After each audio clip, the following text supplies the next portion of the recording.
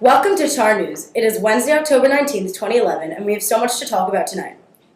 For those of you who haven't heard the issues going on dealing with the Toronto Zoo, you're watching the right channel. Firstly, we will elaborate on an online article called Threat of Zoo Sale Has Donors Closing Their Wallets. This article from the Globe and Mail talks about the financial issues going on right now for the Toronto Zoo and focuses mainly on the donors of the zoo not wanting to donate money. Not having so much money donated anymore is a nightmare for the zoo, as the donors altogether gave $1.7 million just in 2010.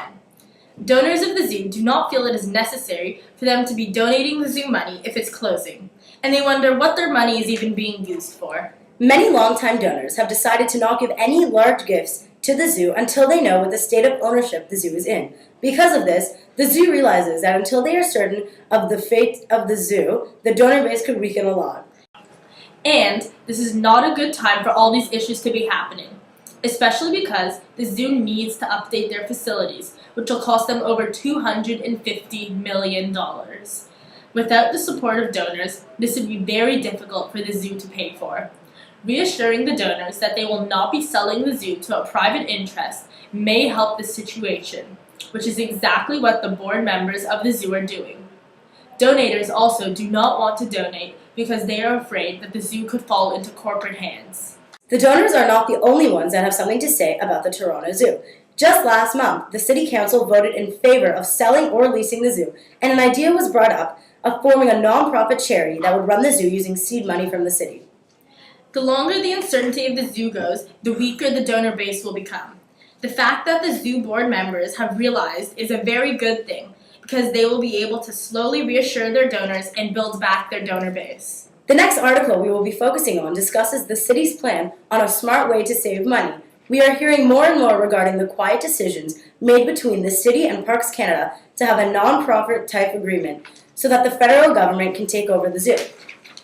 The city wants that the Toronto Zoo will become the focal point of the Rouge National Urban Park, since it already draws 1.3 million people every year.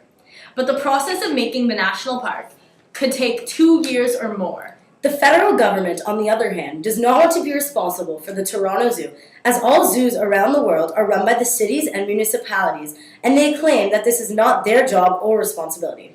The city is looking for ways to keep the zoo up and running, but they cannot afford maintaining it, and without the help of the federal government or private money, the zoo's future is in doubt. Aside from all the financial discussion going on about the Toronto Zoo, a recent tragedy has occurred, leaving many people in awe. We see this when watching a recent CBC News clip called Polar Bear Zoo Deaths. A mother polar bear named Aurora gave birth to 3 cubs. She attacked her children, leaving 2 dead and 1 wounded. This is not typical behavior for a mother polar bear in the wild, especially since mothers are so protective over their young. This incident brings up the debate of whether it is right to keep and breed large animals in captivity. Aurora was found orphaned and was taken captive as a cub, which backs up the fact that maybe keeping and breeding large animals in captivity is more harmful and negative than beneficial and positive. Critics say this story is proof that the breeding program should be stopped. This is a major tragedy that occurred in the Toronto Zoo and is causing a lot of discussion about whether or not the breeding program should be cancelled. Rob Laidlaw from Zoo Check Canada explains that breeding is not beneficial for the polar bears and is only benefiting the zoo and its polar bear exhibits. Tara Imlay from Wildlife Preservation Canada says that she feels like having animals in captivity for captive breeding can be beneficial if it's suitable for the species. She also points out that it is not suitable for all species, and polar bears just might be one of them. What a sad, sad story. Let us take a moment of silence.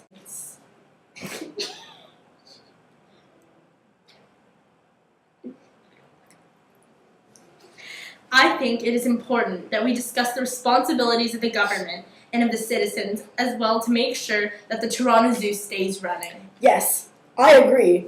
We all have to realize how important it is to have a zoo in the city for families and for tourists.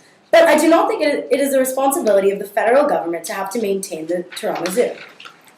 I think it is the responsibility of the municipal government, just like everywhere else.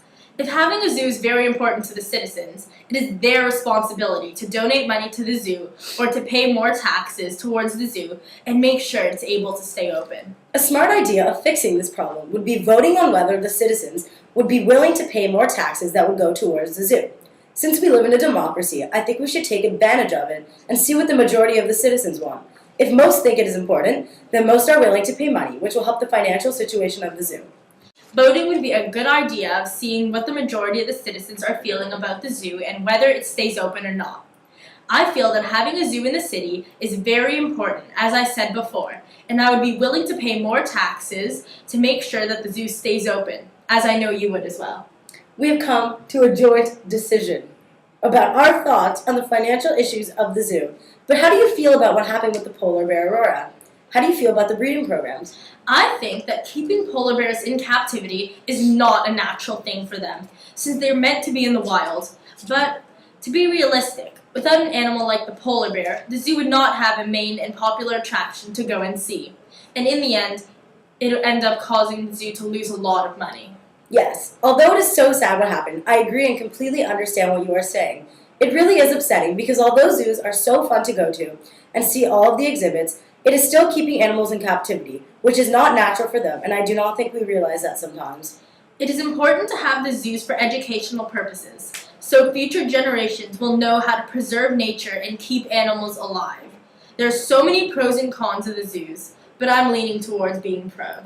So am I. I realize the pros and cons, but I'm pro-zoo as well. Now, it is time for you guys to tell us your opinion. How do you feel about zoos? Do you think they are important? Are you for them or against them? Why or why not? Do you think that the federal government is responsible to maintain the Toronto Zoo, even though usually municipal governments maintain the city zoos? Why or why not? If you were a donor of the Toronto Zoo and heard that it might be shutting down, would you continue sending donations? Why or why not? How would you feel about the situation? Thank you so much for tuning in. This has been Erez And Adina Sugar. in Char News! Look at all the lovely people. Those of you who haven't heard of the issues going on dealing with the Toronto Zoo, you're watching the right channel.